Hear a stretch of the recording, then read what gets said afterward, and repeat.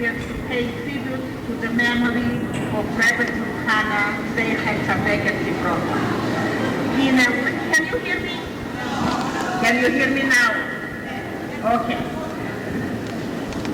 In a letter dated was Chodesh Shvat, Tafshin Lamed, the Rebbe writes the following about Yortzeit. Die Kavone von Yortzeit Hilule ist zu werden begeistert mit der Lichtigkeit und Haschpoel von Baal HaHilule. The purpose of a Yortzeit, of getting together for a Yortzeit, is to be inspired by the light and influence of the Baal HaHilule. And the Rebbe continues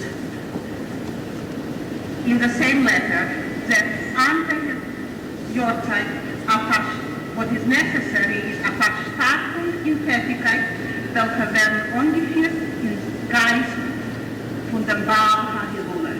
What is necessary is a strengthening of deeds which are performed in the spirit of the Baal HaHilule. Now, we have speakers who will inspire us personally to act in a manner which will be in the spirit of the Baal HaHilule. But I would like to share a few words with you about not how we should be inspired as individuals, but what inspiration there should be for Neshei Chabad in a gathering like that. As all of you know, and as many of us remember personally, Rebbetzin Chana Aleha HaSholem was very much involved not only with all of us as individuals, but also with the organization of Neshei Chabad. She asked endless questions about all activities. She showed her matters when things were successful and her advas nefesh when things were not going right, the few instances when they were. Now, there are many people in this room who remember how Rebbetzin Chana used to grace our main affairs. And the nature of true royalty is not only that a person, royalty is noble, royalty spreads nobility around. And we all remember how we strive to be dignified personally as well as an organization. We remember how we used to say, is it the Chovedit and not Rebbetzin Chana? Would Rebbetzin Chana, will Rebbetzin Chana approve it? Does the table look nice? Is the program rich enough? Do we act in a dignified manner? And somehow, this memory, I think, influences us until this day. Now, this is the 19th Yortzeit of Rebbetzin Chana. The 19th Yortzeit leads, of course, to the 20th year. And the 20th year is very special. In Yerushalmi, there is a question about the contradiction that we find about Shimshon. And this is what he says in Yerushalmi. כתוב אחד אומר, וישפוט את ישראל 20 שנה, וכתוב אחד אומר, וישפוט את ישראל 40 שנה. About the judge Shimshon, there are two contradicting psukim. One pasuk says that he judged Israel 20 years, and another pasuk says that he judged Israel 40 years. And this is how the Gemara explains it. מלמד שהיו הפלישתים יראים ממנו כף שנה לאחר מותו, כדרך שהיו יראים ממנו כף שנה בחייו. From this we learn that the Plishtim were fearful of Shimshon 20 years after he died, like during the 20 years that he was shochet. In other words, Shimshon accomplished 20 years after his passing away what he accomplished during life. And the Rebbe says that the same applies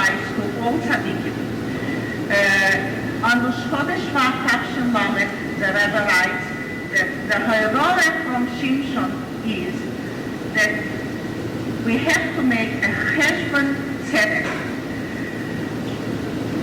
And what is the cheshbon tzedek? One has to make a cheshbon tzedek, und man hat sich geführt, wie es darf zu sein, wie der Baal HaHilule, or in this case, Baal HaHilule, hat gemont. In other words, the cheshbon nefesh of all the people who are connected to the tzaddik has to be, did we act in the 20 years in a manner that the Baal HaHilule or the Baal HaHilule expected us to act and demanded us to act. Now, there are some people here who say, why speak about it under 19th Yortzeit? And it's all spoken about the 20th year. Of course, we all know that next year Moshiach will be here, we are on the post of Nei Yofor, we give a cycle and there won't be any need for it. But this is not the reason why it's brought up here under 90th Yortzeit. The Rebbe spoke about the importance of finishing the Sefer Moshiach before the 20 years of the Histalkus of the Frierdiker Rebbe. And I'm sure that all those who are old enough remember this Malchusdike Ma'amad, this Malchusdike occurrence when there was the Siyum Sefer Torah Erev the 20th Yortzeit of the Frierdiker Rebbe. And the Rebbe explained that the reason why the Sefer had to be finished within the 20 years, not has v'sholem that the hashpoah of the tzaddik ends after 20 years. Otherwise, the hashpoah is strengthened after 20 years. But in the first 20 years, the Mushpoim, the Hasidim, those who are close to the tzaddik, need the hishtadlus, need a special hishtadlus. So the Hasidim need a special hishtadlus, and we, the Hasidus, need a special hishtadlus in the 20 years of Rebbetzin Chana's hishtadlus. Now, when one makes a cheshbon tzedek, it cannot be made in the last minute. A cheshbon tzedek means that one will draw his conclusion and act upon those conclusions. Therefore, to make a cheshbon tzedek only in the 20th year is not right. A cheshbon tzedek has to be made the full 20 years.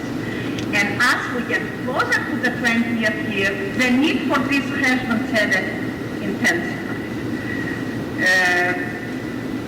Now, we said that what one has to do on a Yortzeit is to tun die Tätigkeit, welche seinen im Geist von dem Baal HaHilule, to do deeds which are in the spirit of the Baal HaHilule. Needless to say that Neshei Chabad has been doing since its inception deeds that are in the spirit of the Baal HaHilule. But as good is good, then is better mit besser. Therefore, the Council of the Neshei Chabad, as they are approaching the 20th year of the Rebbetzin Histalkus, is determined to strengthen the Mivtzoyim which have been done successfully till now, but strengthen them, especially the Mivtzoyim that have to do with Jewish women that are connected to the name Chana as well as Mivtza Chinuch. Now one may say some of the Mivtzoyim are so successful, can we strengthen them? Obviously we can. I will later read something that the Rebbe demanded of us. Therefore, in the Cheshbon HaNefesh, Neshei Chabad as an organization decided to work more aggressively on an outreach program to all Jewish homes through the Mivtzoyim, especially through the above-mentioned Metzoim, Chinuch, Hadlokas Hameres, Krasnes, and Taharas HaMishpova, and also through the Speaker's Bureau. Until now, the position of Neshei Chabad was that if a speaker is asked, we will provide a speaker, we will make every effort to provide a speaker. But now, the approach, there will be an outreach. The approach will be much more aggressive. Neshei Chabad is not going to wait till a speaker is asked for. Neshei Chabad will approach organizations on its own, urge them to have our people come, speak to them, inspire them, and help our people get involved with different groups throughout the country. Now, this is a strengthening of the existing undertakings. There are some other exciting new directions in the Neshei Chabad now in the coming 20th year of the Rebbetzin Zelda. Neshei Chabad is coming of age, and more effort will be given to actus and cooperation in the infrastructure and the interstructure. In other words, within each group, there will be special effort made to involve more people in the activities.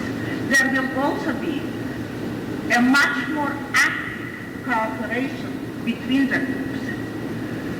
There is also a formal attempt to make this organization global. Now, you all know that in spirit, this is a global organization. Anybody who traveled to strange places and knew that this city had an organization of Neshei Chabad, the place did not seem strange anymore. If there is Neshei Chabad there, then we can feel at home. This was the feeling of any member of Neshei Chabad, no matter where he lived. This was in spirit. But there was some structure missing in having Neshei Chabad, in the Neshei Chabad becoming a world organization. Some very important steps were made in this direction. There is an international newsletter published twice a year, and I understand that you all have samples of it, and you can see how this is conducive to making Neshei Chabad into a true world organization. Now, to facilitate this aspect of Neshei Chabad, of making it a global organization, Neshei Chabad is going to work towards having world headquarters, having a home of their own.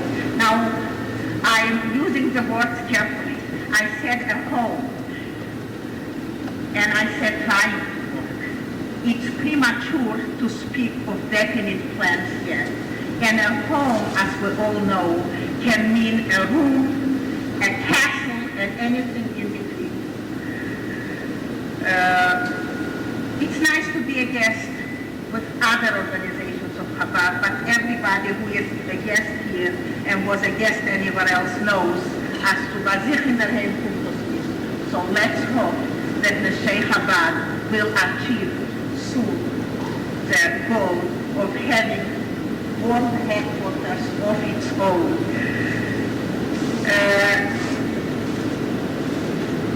Now, as an example, there are so many guests here, and they don't know where Neshei Chabad is. We are going to direct them tonight to different telephones and addresses for different activities.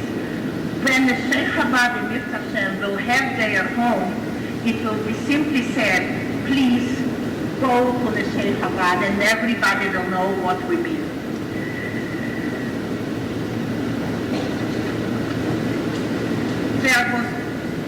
There is also an attempt to make horizontal committees. Let me explain what we mean. Close and meaningful cooperation between committees in different cities and in different countries. There is no reason why people throughout the world should not benefit from the experience that, for instance, our Mesha committee has.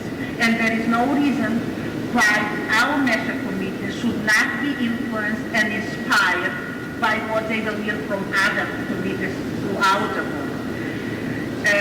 The first step in this direction is a meeting of all the heads of the committees that are here. Please, anybody here who is involved, who represents an activity of Neshei Chabad anywhere in the world, do make sure that you register with Rebbetzin and you will be called for a meeting where ideas will be exchanged and where some structure will be made for future cooperation. I urge you, if you know of someone who couldn't make it here this evening, but is here for Tishrei and heads an organization or represents an organization, please tell this person. Rebbetzin telephone will be found in the Mitzvah bulletin on page 14. See what we have to do because we don't have a law? Now, incidentally, this little Mitzvah bulletin is a gesture of welcome to all our guests from the local Neshei Chabad. As inadequate as it may seem, it will still help them somewhat to be oriented in a new place. Please take it and see it as such. Welcome from Neshei Chabad.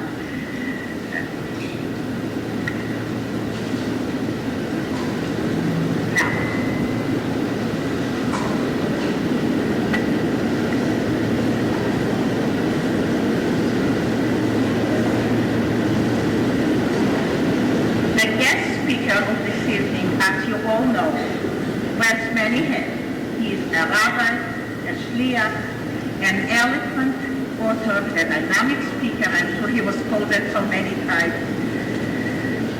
I must tell you that the first time I stood in front of the Neshei Chabad, I had the privilege of sharing the podium with Rabbi Posner. I doubt that he remembers it. It was about 22 or 23 years ago. And at that time, Rebbetzin Chana sat at the head table and keenly observed everything that was happening. And all the speakers and all the participants, just looking at her, knew whether they were successful. In introducing Rabbi Posner, I must go way, way back. When we came from Russia to France, a scared, to some extent, dispirited group of people, Rabbi Posner and another younger man were sent by the Rebbetzin Rebbe, assured him to encourage us and to bring us a word from a world that we could only dream of while we were in communist Russia.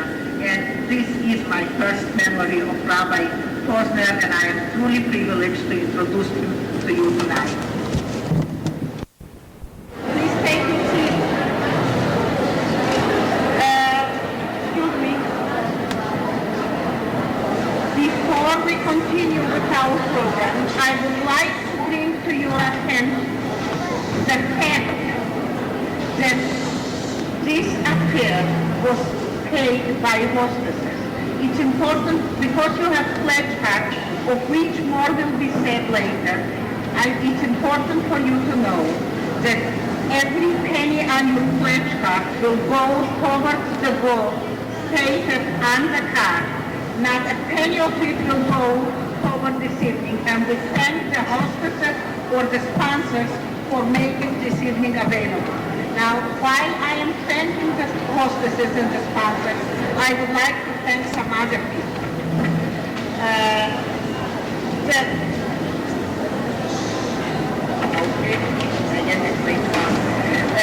The coordinators of this evening were Truma Unic, Simcha Hecht, Mrs. Darbu, Chaya Gurari, Deborah Kroll, Sarah Hannah Posner, Peggy Suda, Rachel Toby, and Sarah Yosevich. Now, when you walked into this room, you were all impressed with the way the room looked, with the way the tables looked. And for this, we have to thank two women who worked on it and some girls who came and helped them. Rebbetzin and Chana put in a lot of work to make this room look the way it does.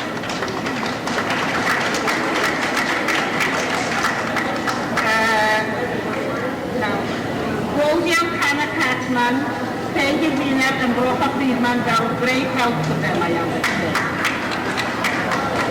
There were other people who were involved in helping prepare this evening. Leia, Rivki Drivin, Rivki Kirsch, Chaya Levin, and Chavi Zaydo. I must admit that these names were given to me by the women and the Council of Neshei Chabad because I was not involved in the work. But I must tell you that there were members of the council who worked very strenuously of what I observed. The last 24 hours, they did miracles.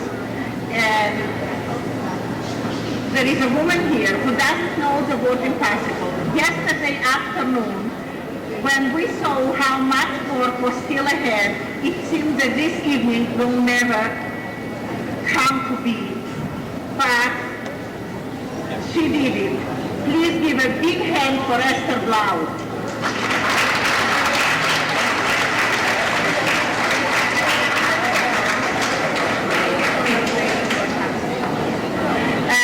I personally thank Yiddish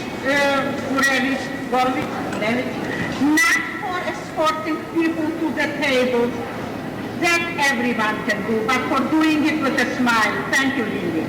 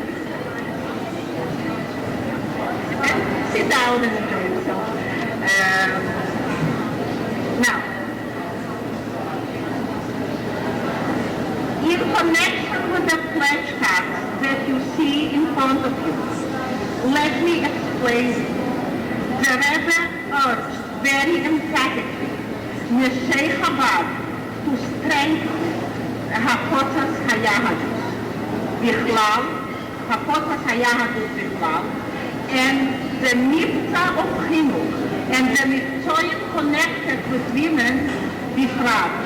And the Rebbe wrote that in this mitzvah he wants a hishtadlut amitit lehachdir zeh bechol chugei Yisrael. A true attempt to permeate every circle of Israel with this mitzvah. Now, this is a great challenge. In order to help Neshei Chabad meet this challenge, there were pledge cards put on the table. In filling out these pledge cards, you are going to, first of all, help Neshei Chabad to do what the Rebbe demanded of them. Hakotas hayahadut b'chol chugei Yisrael. This is the Rebbe's language. You will also act in a manner which is appropriate for the yortzeit of Rebbetzin Chana, as we said before, that the Rebbe said on the yortzeit, one has to give himself the din l'chel whether he acts in a manner appropriate with the spirit of the Baal HaHilula. Now, this is a second purpose that you will achieve. You will also be adding to the Rebbe's instruction of pledging tzedakah at this time of the year. Now let me explain you how the pledge works. It is self-explanatory, however, it has to be filled out now because people will pass throughout the hall and pick it up. So take the next few minutes, fill it out, and a follow-up will be. Everybody's pledge will be read. A list of the pledges will be given to the Rebbe. As you see, there are two parts to the pledge. There is a monetary pledge, and there is a pledge in deed, which is not less important. For those here, you will be approached for both parts of the pledge. For the guests amongst us, please pledge whatever you can. Either give it now or make sure that you pay it before you leave Brooklyn. I understand other addressed envelopes on there? Okay. So you will have the address and know where to deliver it. For the guests who are pledging Miftoim, it is quite meaningless for you to pledge the Miftoim here in Crown Heights. You won't be here to fulfill it. So please, do pledge to be active in any mitzvah that you feel you can be successful. But bring this pledge not here to the people in Crown Heights, bring this part of the pledge to the heads of your committee from wherever you are. Let me explain it again. Whatever monetary pledge you make here, I'm talking to the guests now, make sure that you pay it before you leave. The pledge of participating in the Miftoim, bring it to your committee members, whether it is in Israel or Australia or any place else. Now, in the next few days, there will be a mitzvah in which we would like every member of Tishrei Chabad to participate. Again, on page 14 of the mitzvah bulletin, you're going to see instructions whom to approach about participating in the Miftoim. Please look at page 14 of your mitzvah bulletin. And please fill out the pledges. People are coming to collect them.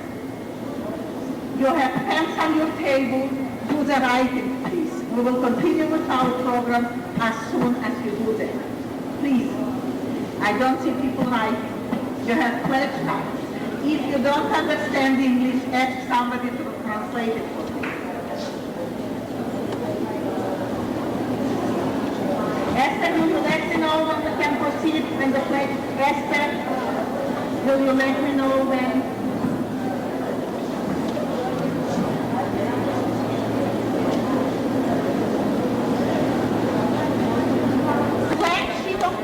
Please write your name and your mother's name. It will go to the Rebbe, the names of all the participants. ואם אינכם מבינות משהו, שאלנה מישהו מיד השולחן שיסביר לכם. אם אין לכם את מי לשאול, תיגשנה אלינו בסוף הערב ואנחנו נעזור לכם. To collect money, we will find a way. And again, I must assure you that all the money will go for the state of Victoria. Say that? Yes, I do. That's all. That's all. And that's all. No Italian. Now, Nemes was here. Nemes was here. She said it Portuguese.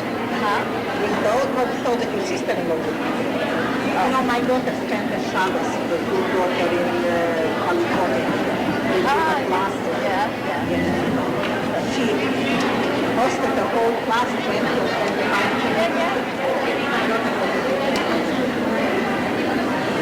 Please collect the pledge cards so that we can go on with the program.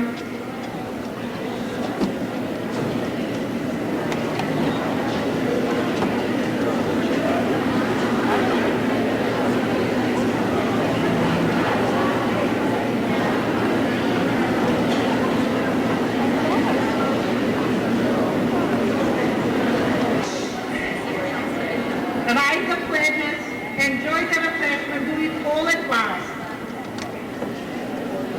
Our next speaker, Rosal Jaffe, was on Rebbetzin, California, and in Maine. She is a mother of for a nice-sized family. She is a teacher for 20 years. She contributed to the Tishrei, and I have special honors in introducing her to you because she is my former student, Rosal Jaffe.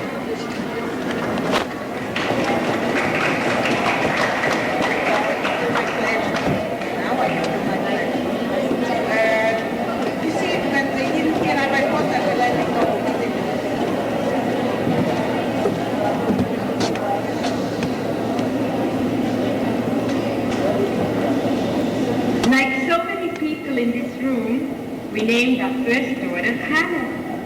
And when we did, we hoped, we prayed that somehow we would be zeicha to mechanech in the spirit of the Tzedekes Rebbetzin Chana. That we would somehow implant in her those special qualities that Rebbetzin Chana Shalom was known for. We didn't get very specific at the time. I didn't really know very much about Rebbetzin Chana. I didn't really know what qualities really that I wanted my daughter Chana to have, and I wanted to teach her. When thinking of Rebbetzin Chana Shalom, I had two distinct, quite different pictures in my mind. The first was a small woman, sweet-faced, able. My father introduced me to her when I was a teenager.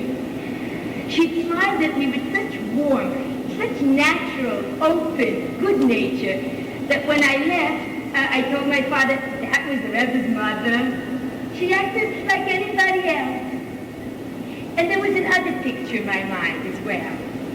This picture was of a woman, an Eshet Chaya, great power, great strength, an Esther, a Chana, a Sarah, a Rachel. These women, the women who saved the Yiddish folk over and over, who kept Am Yisrael alive, who were a fountain of strength to their families, their husbands, their children. And the two pictures never quite came together. The Rebbe's vision of a Jewish wife, a Jewish mother, and the nice old lady with the lovely smile that I had met. In preparation for this speech, I had to find out some more. I wasn't as fortunate as my Posner to know Chana. So I read her journal.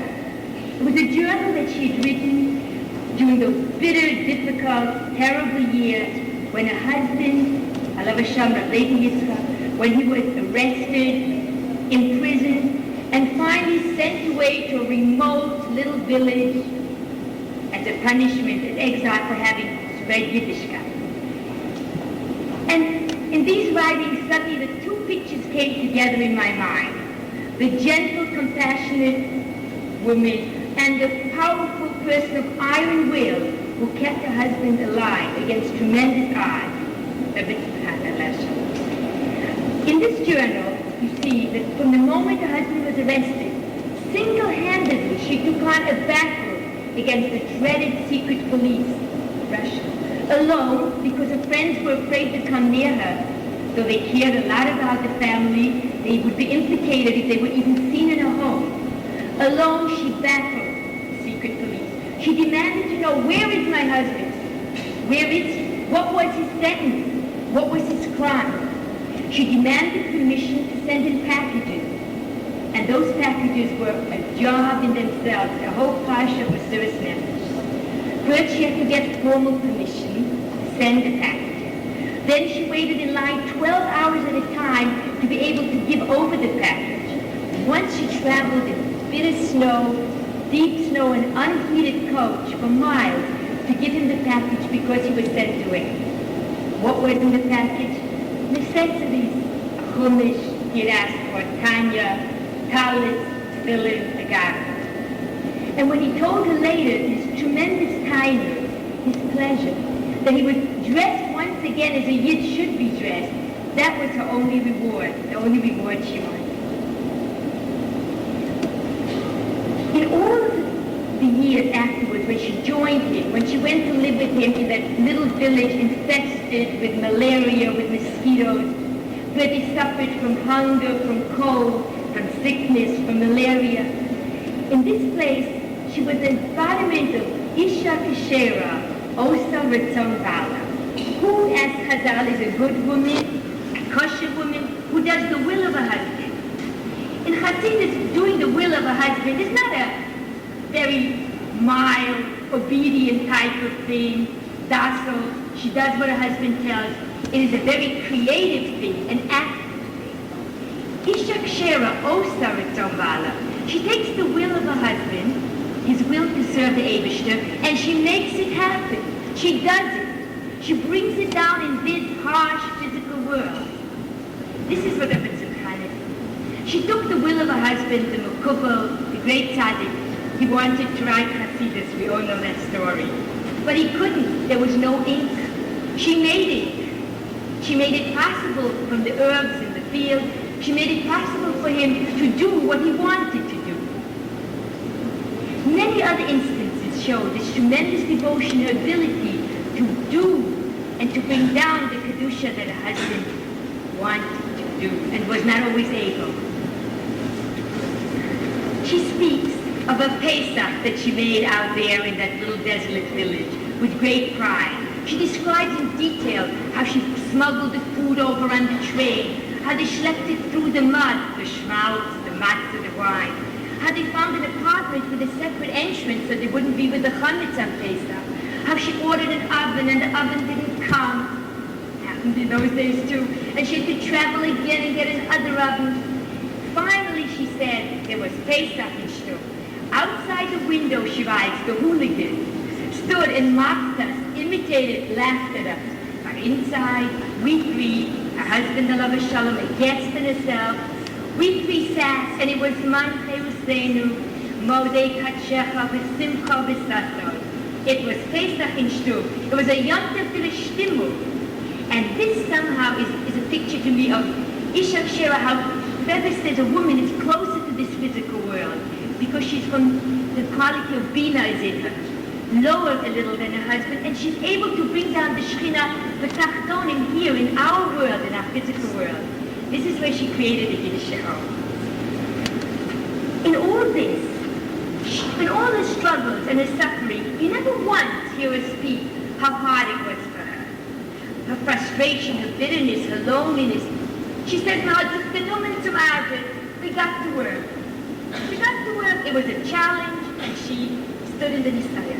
But of her husband, she speaks often of his mood, of his troubles, of his suffering. She said, "Gemacht a loch in hearts, made a hole in her heart." She speaks how she saw him through the grating in the prison, zerbrochen, pale, thin, and how he begged him Mechila and told him he did not think he would live through the imprisonment. She speaks of his suffering when he went in the train to exile, and there was no water. For 11 days they had no water at all. And when she asked him, "What did you drink?" he brushed it aside and said, "No water for Nagelwasser." Finally, he gave his food to someone who gave him a little water to wash with. She speaks of his gadlus, of his kedusha, how at Simchas Torah he took a chumash Netanya in his hand, and he danced in the little space between the bed and the table with the same slavus, the same kedusha that she'd seen him when he left the congregation as a Rav. And she is sensitive to his moods. She feels that he has an idea in Hasidus. He wants to share it, but there's no one to tell it to. Some of it he told her. Then he sat and he thought and he wrote it down. In all this, it is his ratzon, his feelings that come first to her. Total dedication. But the story that touched me the most, that I really couldn't comprehend, I'm just not of the Madrega to understand, that after 5 years of bitter galus, when she turned over the world to have him preach, she knew he had little time left. He was sick with his last sickness. Finally, they returned to civilization, and at the first Shabbos, he got up his shawl and made a drasha. She said no one dared in those days to make a drasha in shul, and this was one of the crimes for which he was sent away. I read it over a few times to see if she had protested, warned him, pleaded with him, not a word. His ratzon was her ratzon. His Mesiras Nefesh was her own. It seems to me that he was, her husband, Aved Yitzchak, was to her the great oak that spread its influence over the world.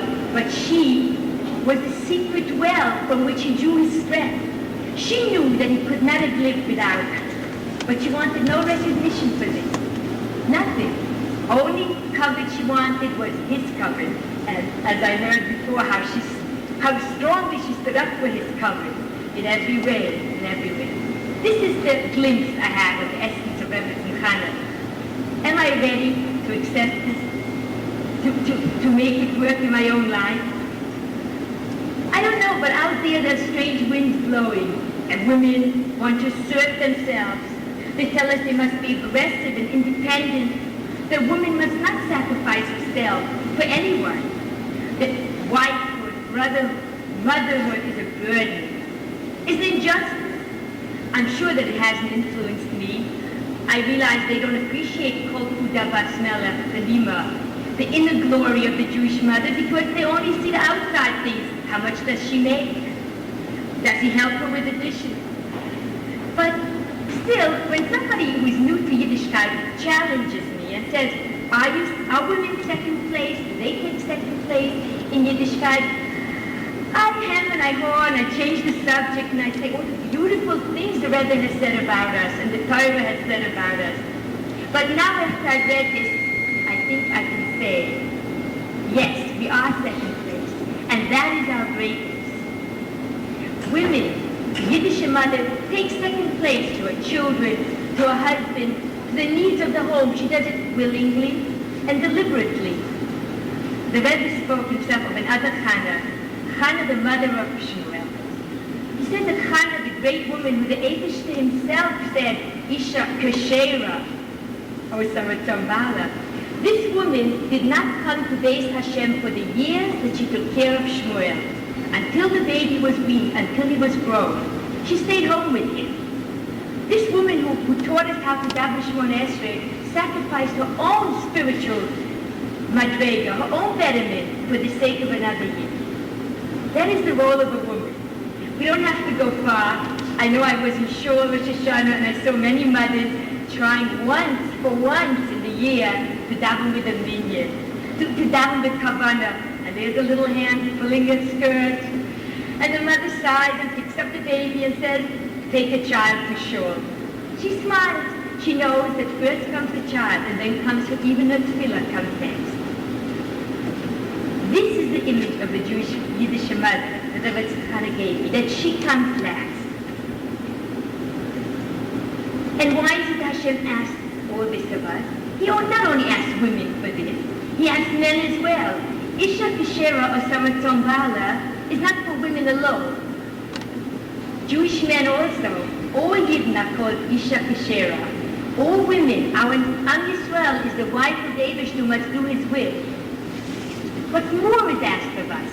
Somehow we must bend our will more than men. What is asked of us is the quality of bittul, which is not an easy thing at all, it's a hard thing. And why is this bittul, this overcoming of the self, why is more asked of us than of men? I think because we have more to give. I see young girls, teenagers, spoiled American teenagers, and when they have the baby, suddenly they give up their days, their nights, their sleep, their time, their freedom, for this little child that it should live. They do it naturally.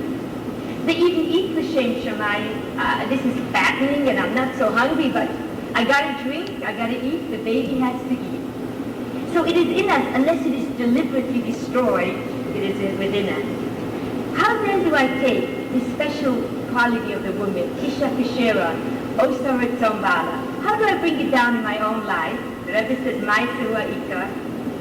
Well, first I must look at my marriage. How do we achieve what Rebbe speaks of actors, the beautiful harmony that I see in Rebbetzin Chana Shalom and her husband? How do we achieve it in this world? How do you take two conflicting personalities, perhaps with different ideas, different backgrounds? How do you make them live together as one? And the Rebbe's answer is Tachas Hahar. Under the mountain, when we stand under Har Sinai, When the Yidden accept the burden of the Torah, the all of the Torah, then the differences melt away. It's a mutual thing. The man is also under the house. But then the Rebbe points at us and says, it's the woman's job. More than anyone else, she must bring Shalom Bayit. She likes the Shabbat candle. We must bend more because we're able to bend more. And this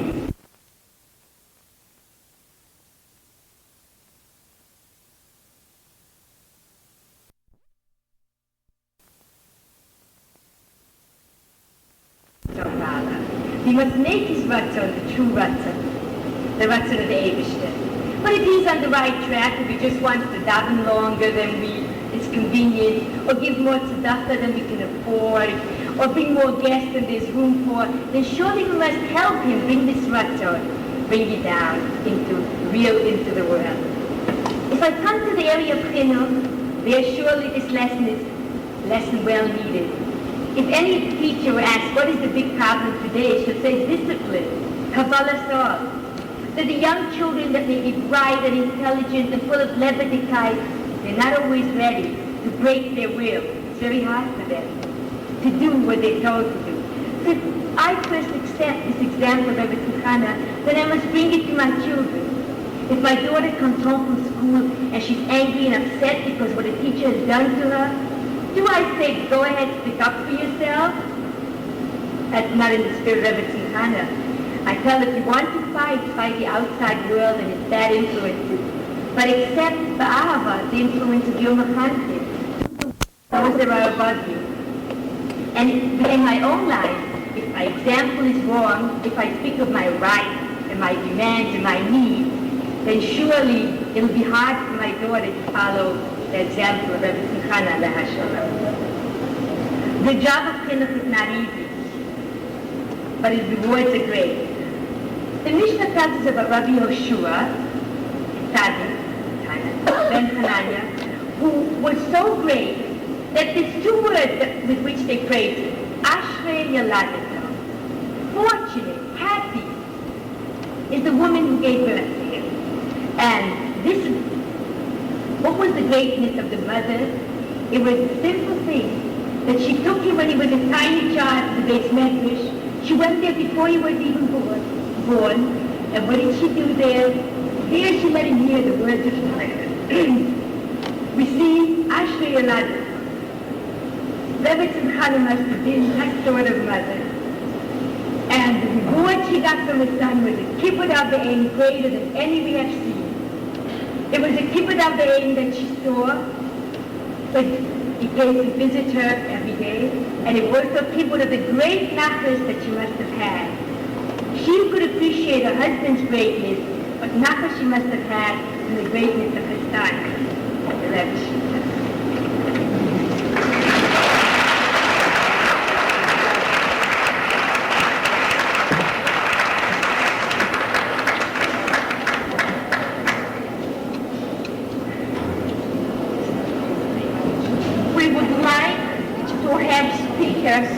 In every language, because we have guests here from all over the world. Unfortunately, it's way past bedtime for non-Lubavitcher, so we have to be brief.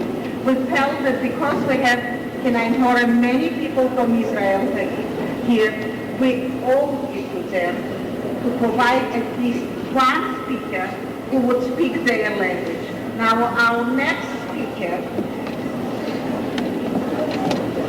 showed what a sport she is by accepting this speech late last night, and I think she wasn't there, and she wasn't spoken to until this afternoon. She wasn't told what her topic is till late this afternoon. Now she's a true sport, and it's helpful to her being a sport because she achieved something for which a lot of determination is needed. As far as I know, in recent history, there was no Lubavitcher Method of Chinuch in Tel Aviv. Now, Esther Pikarsky is responsible for having a very successful Gan Yeladim kindergarten. I can't say that I put my listeners to sleep, I just drive them away. So if you have to go, please don't say goodbyes, just walk out, okay? She has twice a week a moadon for older children. And one of her most successful undertakings is a circle for parents. This is so successful that it was taped and broadcast on Israeli radio. May I present to you Esther Picasso.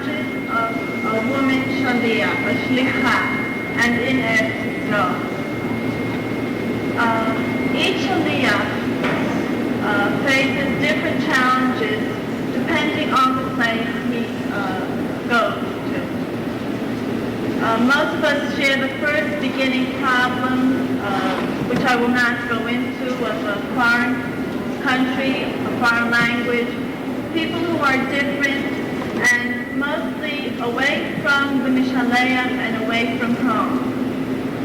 This is self-understood, and you could imagine the problems that these things cause. The main challenge that I found as a Shaliach, first in Tzfat, we were sent as one of the groups of Shluchim to Tzfat, was that after the first few years, when we were a small group of young women, and we did not live in the Kiryat, living in the old city, or spread out, we all felt the achrayus of being a Shaliach. And we all did what we had to, because the schus and the honor we still felt it. What I felt was the main challenge was when after we moved to the Kiryat, when we were bli ayin hara, 100 families, when there were a lot of women who could go out on neshek, a lot of women who could speak, and we had at that time, it was like 3 years later, 2.5 years later, we all had Baruch Hashem Mishpachis, we had jobs. The main challenge was to push yourself to go out on Mitzrayim, being that you knew that there were other people who could go instead of you. The first 2 years, each person was very important. Each person was needed, and you knew if you don't go, then that mitzvah or that evening won't be successful.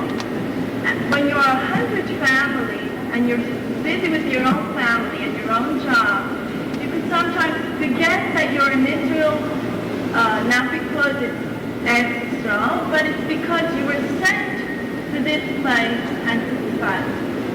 And this is what I felt was one of the main challenges that I had after being 2.5 years in Israel. The thing that really kept me going was a story that I once heard that the Rebbe said, I think it was Bekesher, in connection to Mihu Yehudi. He said some shluchim, some people, to get something done about Mihu Yehudi. And they came back and they told the Rebbe that they were not successful. They tried very hard, but they did not succeed. So the Rebbe answered, did you faint? So They said no. So the Rebbe said, well, that means that you did not do the utmost. And this, I think, is what sometimes I used to say to myself, the things will get done. I mean, the car to the hospital for Neshek or for Mitzvah Mishkocha will get filled whether I go or not. I mean, we're 100 families. I'm sure 7 women will show up. But sometimes I think to myself, Habir Yichalish, that thing should get done? No. And that would somehow push me to go, even though I knew other women would show up. The challenge of living in Tel Aviv was, on one hand, unfortunately, not this challenge because there weren't 100 other women to do things instead of me. The challenge was a completely different one. The neighborhood I live in there are Krom families, different types of Krom families, no city. And the challenge here is being always different. We all show up to shul, we all come, some to daven, some not, but let's say to the point of coming to shul, we all come to shul. How did I stick out different was the children were all younger than everybody else, and Baruch Hashem, more children than everybody else. Everybody was with makeup on, was without. The challenge here was of being amongst from people and still being different. How could I protect myself was my challenge number one, and how do I bring up my children that these people are from people, but we are Chabadnikim, we are Lubavitchers. Here again was another story that my husband told me that also showed me what to do. Someday I think went to ask the Rebbe Shlita, I don't remember if it was the Rebbe Shlita or Rebbe Shlita, how come in the later years now there are different types of zramim, different types of ways of keeping Torah mitzvahs, different among Chassidim and Klal Yisrael itself. There's so many types of, codes, the word zramim in Hebrew, different types of from people, let's call them from people. And once there wasn't. People knew how to keep Torah mitzvahs. There was one way of eating kosher, there was one way of keeping Pesach, and there was one way of keeping Torah mitzvahs b'chlal. How come nowadays it's different? And the Rebbe answered with a mashal. He says when a train travels from city to city, when he leaves the station and he's on his way, the train sees in front of him one set of tracks, and he knows he has to stay on that track to get to his destination, to the city. The closer he gets to the station, to the city that he wants to get to, he sees, the conductor sees in front of him many sets of tracks, and he has to know on which set to get on to reach the platform in order to stop and to take off passengers and to leave off passengers. And this is how the Rebbe explained. When we were further away from the city, Ikutei Mashiach, Yemei HaMashiach, that we knew there was one set of tracks, one way how to go. The closer we are getting to Yemot HaMashiach, there are different sets of tracks. The person who knows the right set of tracks to get close to the platform in order to get on, he is the lucky person. And he will be the strong person. So even if everybody else is going on to another city, but you have to get here, make sure you're on the right track. Now, this is what I always felt when I come to shul and the kids are all over, literally, and you look paler than everybody else, and everybody looks just blooming. And I just say to myself, you're on the right track, like you're dead tired, but you're just on the right track. And just know that you're going to get to the platform. And this helps on a lot of times.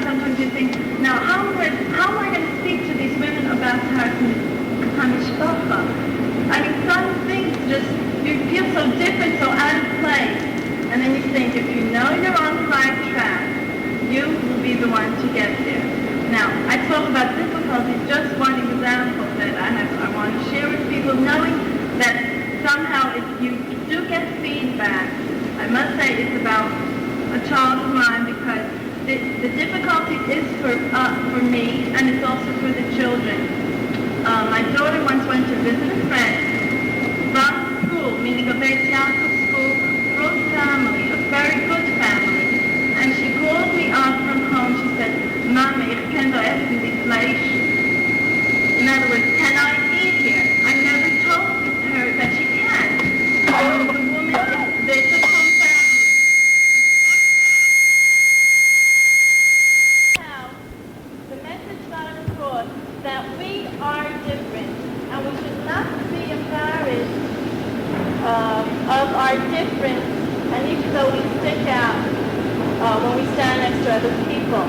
And just with this advice, I'd like to end off that I think it's good for shluchim and people all over, going outside, and just for ourselves, that we're different, but we should know we're on the right track, and Mitzvah Hashem on the track. Yeah.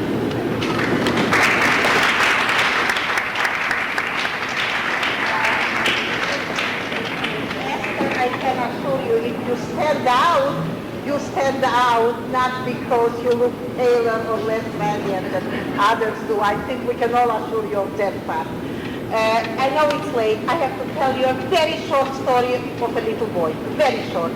My niece's little boy, last year when he was 5 years old, Erev Rosh Hashanah, when they were in Tavshin Mem Gimel, when they were saying that Tavshin Mem Beis was Shnas Bias Moshiach, Tavshin Mem Gimel is Shnas Gilui Moshiach. He said, Mommy, I don't know what Tavshin Mem Dalet stands for, but I know what Tavshin, he was 5, I know what Tavshin Mem Hey stands for. Tavshin, and you know the story, Tavshin Mem Hey stands for Shnas Hinei Moshiach, because Moshiach will be here already in Tavshin Mem Hey.